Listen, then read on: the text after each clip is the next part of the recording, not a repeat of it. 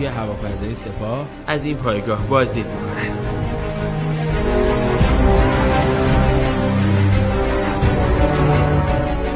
اینجا سردار حاجیزاده فرمانده نیروی هوافضای سپاه او را همراهی می‌کند و در حال توضیح بخش‌های مختلف این پایگاه است.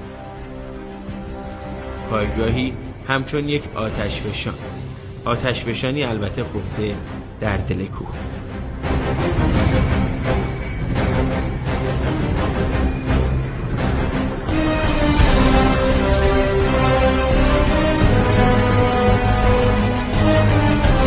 اما به گفته فرمانده نیروی هوافضای سپاه در مدت زمان بسیار کوتاه این آتشفشان خفته آماده فوران خواهد شد روی سر دشمن.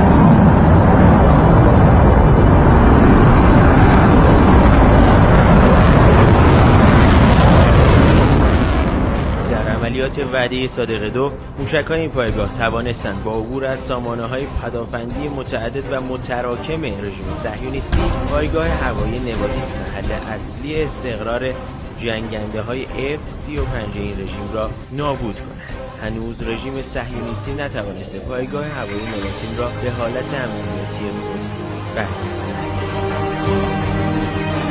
فرمانده کل سپاه میگوید برای عرض خداوت به نیروهای عمل کننده در عملیات وعده صادق 1 و 2 این پایگاه به اینجا آمده و ارزیابی از آخرین وضعیت عملیاتی یگانهای موشکی مستقر در این پایگاه. بر اساس تصاویر موشک‌های سوخت مایع عماد، قدر، قیام که از جمله دارایی‌های راهبردی این پایگاه تاکتیکی است اینجا نگهداری می‌شود.